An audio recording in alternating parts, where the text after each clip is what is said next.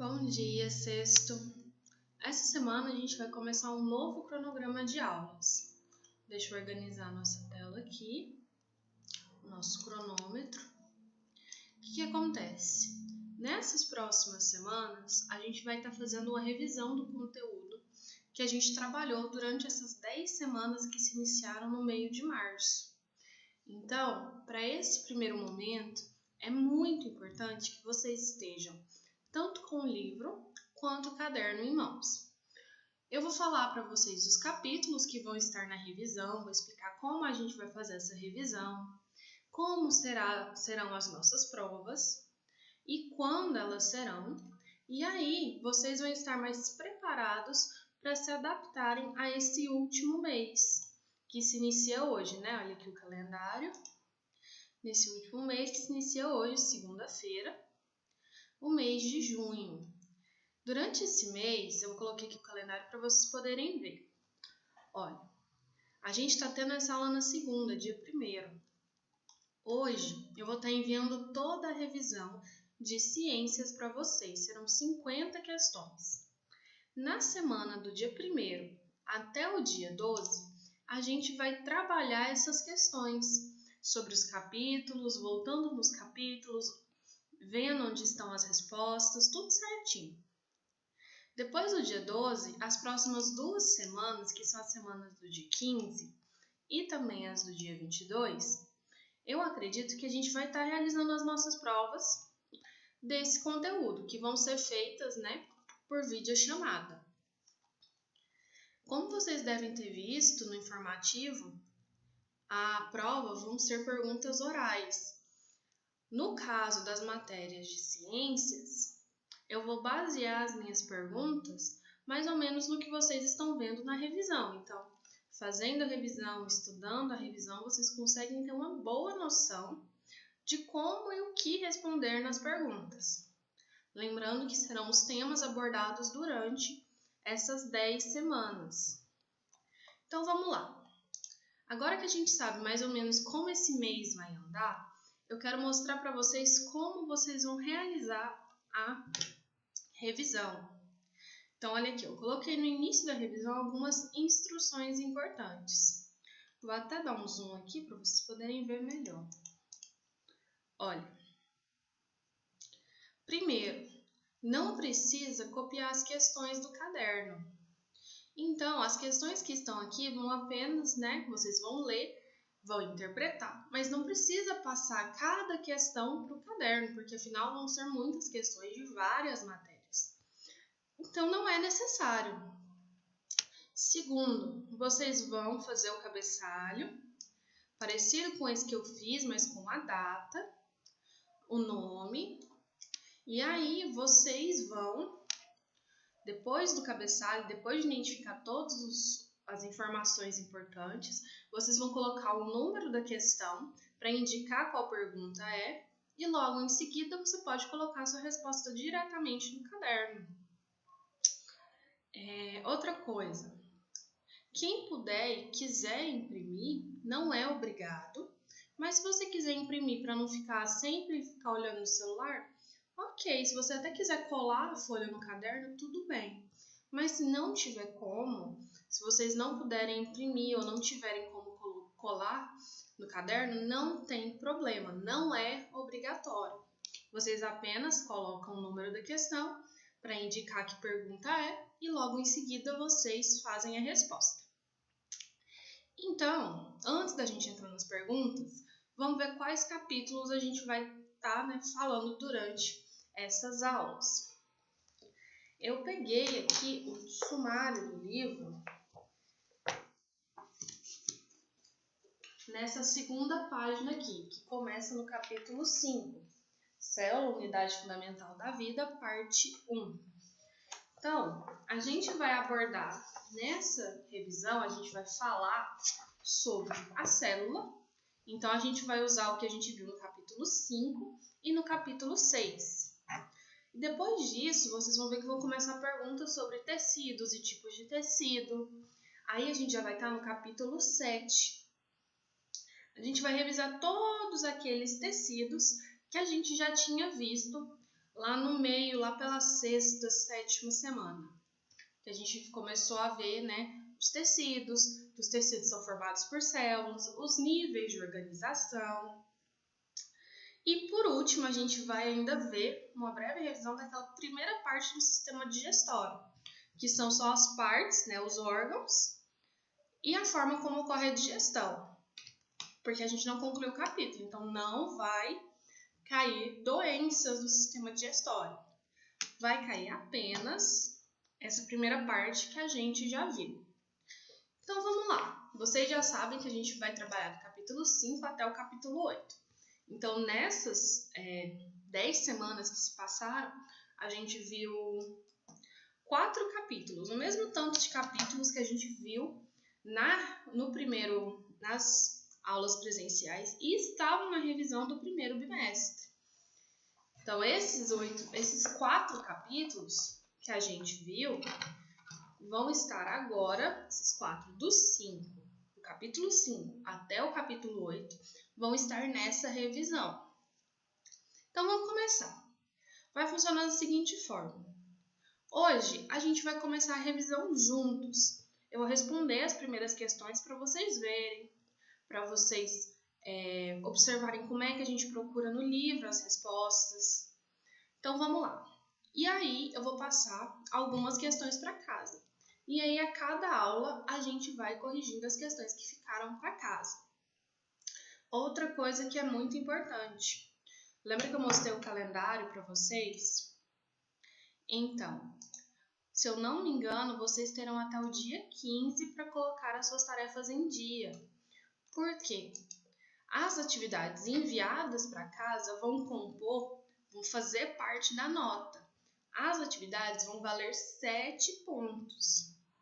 Então, à medida que vocês vão fazendo a revisão, não se esqueçam também de colocar em dia as atividades da disciplina.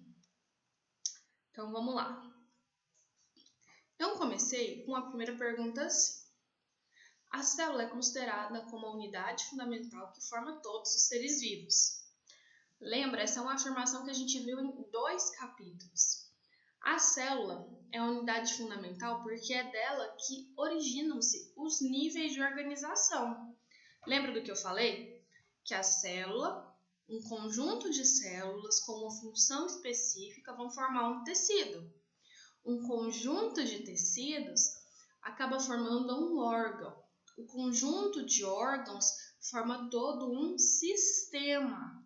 E o conjunto de sistemas formam, né, a complexidade de um organismo. Então, vamos agora do nível mais complexo ao nível mais simples. Imagina você, como ser humano, como organismo. Você é um sistema complexo, mas dentro de você tem o seu sistema digestório. O sistema digestório, como a gente já viu, ele é composto por vários órgãos. Esses órgãos todos são formados de tecidos, e esses tecidos são formados a partir de conjuntos de células. Então, veem como a gente pode ir do nível mais simples até o mais complexo e voltar do mais complexo até o mais simples. Então, vamos lá. Sobre a célula, respondo. O citoplasma pode ser dividido em 2 partes, o hialoplasma e o citoplasma. Como são constituídas essas partes e quais as suas funções respectivamente? Lembra que quando eu falo respectivamente, quer dizer que eu quero na mesma ordem em que eu nomeei essas estruturas. Então, primeiro a gente vai falar do hialoplasma e depois a gente vai falar do citoplasma. Essa pergunta eu tirei lá do capítulo 6, que a gente fala sobre o citoplasma e as suas funções. E aí, quando a gente fala de citoplasma e função, a gente também fala de composição. Quando eu quero falar constituída, é aquilo que forma, o que constitui, do que ele é composto. Então, vamos lá no capítulo 6. Eu estou aqui com o livro na mão. E aí, no capítulo 6, ele já começa falando, nessa página aqui, se vocês forem ver, ele começa já falando do citoplasma. vamos ver o que ele tem para falar do citoplasma. Ele fala, né, começa falando que o citoplasma é a porção mais volumosa da célula. E aí ele fala um pouquinho, né, da diferença do citoplasma dos eucariontes e dos procariontes, porque nos procariontes o citoplasma, nele já está o material genético, não tem núcleo. Então ele traz essa diferença. Então, eu tinha percebido que eu tinha escrito errado. Não é citoplasma, citoesqueleto. O citoplasma ele é constituído de duas partes, o citosol ou hialoplasma e também o citoesqueleto. E a gente vai ver as diferenças em relação ao do que é formado. Lembra, né? Constituído, do que é formado. Essas duas partes. Então, olha, eu vou começar a escrever aqui de vermelho para a gente ver que diferenças são essas. O hialoplasma, ou também conhecido como citosol, ela é a porção líquida, viscosa da célula. Então, vamos lá. Eu peço do hialoplasma primeiro, né? Então, o hialoplasma é a parte viscosa do citoplasma. Aí eu pergunto, do que é constituído, do que é formado? Se é viscoso, tem muita água. Então, você, vírgula, ela é formada principalmente por água. E aí a gente lembra que a água é o solvente universal. Então, na água podem estar soltas e dispersas várias substâncias. E aí, como está aqui no livro, ó, ele fala íons, moléculas orgânicas dissolvidas em água. Então, vamos lá. É formada principalmente por água, íons e moléculas orgânicas. Ok, a gente entendeu o que é o hialoplasma, aquela parte mais líquida, viscosa. A gente chama de parte viscosa porque ela não é aquele líquido tão fluido, mas também não é uma coisa assim, como se fosse um álcool em gel. Não chega a ser líquido, ele é viscoso. Mas tudo bem. Essa parte do hialoplasma, como está aqui nesse primeiro capítulo, primeiro parágrafo do capítulo 6, diz assim, que essa parte do hialoplasma, ela também tem algumas fibras. Essas fibras fazem parte do citoesqueleto. Então, você imagina, a célula ela é arredondada. Ela pode conter formatos diferentes, mas vamos pegar agora a célula que é arredondada, que é mais esférica. Ela, para manter esse formato, ela é cheia desse líquido. Imagina, se um balão está murcho, ele está, né? Mas se ele está cheio de água, ele assume uma fórmula mais robusta. Imagina que essa água, que essa célula, ela também sofre pressão do ambiente, ela precisa, assim, às vezes mudar um pouco de forma. O citoesqueleto, ele ajuda nisso. Ele funciona como o próprio esqueleto, só que dentro de uma célula, em uma escala muito menor. Para quê? Para ajudar, junto com a água, a dar esse formato certinho para a célula. Então, vamos lá. O citoesqueleto, deixa eu organizar aqui. O citoesqueleto, por sua vez, é formado por fibras e ajuda a célula a manter o seu formato. Lembra que ele ajuda a manter o equilíbrio. Por quê? Vamos ler. O conjunto de fibras funciona exatamente como um esqueleto, dá sustentação e forma as células. Então, além de manter o seu formato, ajuda a manter o seu formato e dá sustentação. Então, eu perguntei, o citoplasma pode ser dividido em duas partes, o hieloplasma e o citoesqueleto. Como são constituídas e quais são as funções? Aqui eu dei a função. Agora eu posso falar. Foi por vezes formado por fibras. Essas fibras... Vamos lá. Que fibras são essas? As fibras do citoesqueleto, elas podem ser microfilamentos e os microtúbulos. Essas fibras são formadas por proteínas.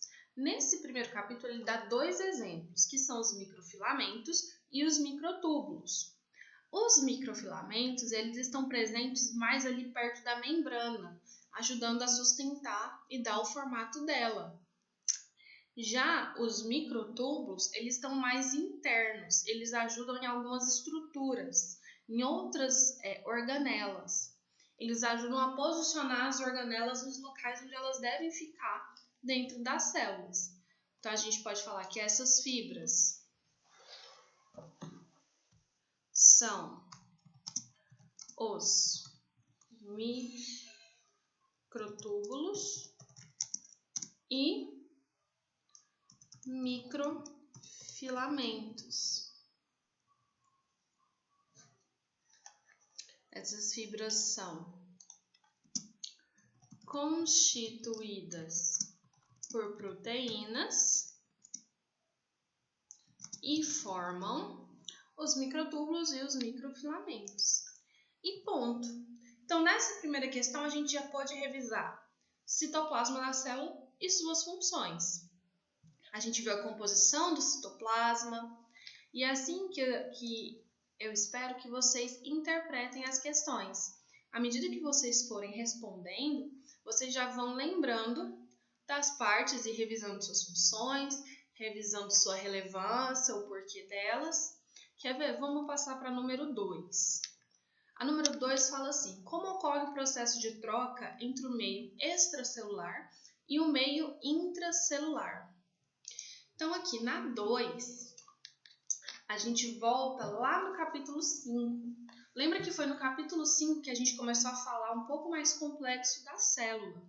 A gente começou a falar que a célula ela é separada do meio fora, né, do meio ambiente, por uma membrana, que essa membrana é fluida. Só que essa membrana, ela permite a passagem de certas substâncias. Então, o meio fora da célula, que a gente chama de meio extracelular, ele se comunica com o interior da célula, que a gente chama de meio intracelular. Isso a gente viu lá no capítulo 5. Olha. Vamos lá na página 73. Lá na página 73 fala da permeabilidade seletiva da membrana. Bem aqui, está até grifado no livro. Fala que a membrana ela é parcialmente permeável. Por quê? Para permitir essa interação entre o meio extracelular e o meio intracelular. Então, nesse capítulo, e para responder essa pergunta, a gente pode, como que ocorre o processo de troca? A gente pode falar que o processo de troca, deixa eu começar aqui. Olha, o processo de troca, deixa eu colocar em vermelho para ficar diferente, entre aí a gente vai chamar o meio extracelular, o meio extracelular de Mecke, e o meio intracelular de Mecke, meio intracelular. Então, entre o meio extracelular e o meio intracelular, as trocas podem ocorrer. A gente viu tipos de difusão, que existe a difusão passiva, a facilitada, existe a difusão com gasto de energia, sem gasto de energia. Então, olha, primeiro a gente viu por osmose. E o que é a osmose? A osmose é a troca de água do meio menos concentrado para o meio mais concentrado. Nesse caso, um meio menos concentrado a gente vai chamar de hipotônico. E o meio mais concentrado a gente vai chamar de hipertônico. Então, ó, as trocas podem acontecer por osmose. Aí a gente põe entre parênteses como que é para a gente lembrar, né? Troca de água do meio menos concentrado para o mais concentrado. Aí ponto e vírgula. Por difusão, como que ocorre a difusão? A difusão, ela é o oposto da osmose. Ela é troca, só que de outras substâncias, não é só de água, mas ela ocorre do meio mais concentrado para o meio menos concentrado. Vamos lembrar da seguinte forma. Quando a gente fala em osmose, a gente pensa que quem está com pouco vai ficar sem nada e quem está com muito vai ficar com tudo, porque ela sai do meio menos concentrado para o meio mais concentrado. Já na difusão, a difusão ela tenta igualar os dois lados. Então, ela pega o meio que tem muito e manda para o meio que tem menos, para que esses dois entrem em equilíbrio. Então, ela ocorre do meio mais concentrado para o menos concentrado. Ela tenta balancear os dois. Nesse capítulo, a gente ainda tem alguns tipos específicos de difusão, lembra? Que eu mostrei na nossa aula. E a gente tem também as bombas. O exemplo que ele dá é a bomba de sódio e potássio, porque aí você usa troca, você manda para o meio extracelular uma molécula, um tipo de molécula, em troca de receber outro. Então, a gente tem as bombas, por exemplo, a de sódio e potássio, que gastam mais energia da célula. E, por fim, quando a gente fala em moléculas muito grandes, a gente tem a endocitose.